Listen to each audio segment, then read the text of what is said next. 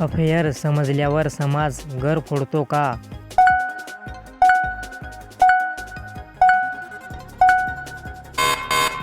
उत्तर कधीकधी, विशेषतः कामामध्ये.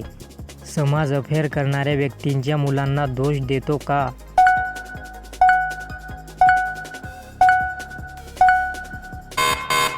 उत्तर हो, दुर्दैवाने.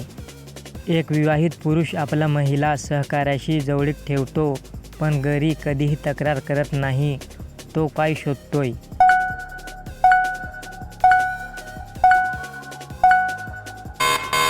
उत्तर शांतता आणि कौतुक. एक विवाहित महिला आपल्या जुन्या प्रियकराशी पुन्हा संपर्क साधते. तिच्या मनात काय असू शकतं?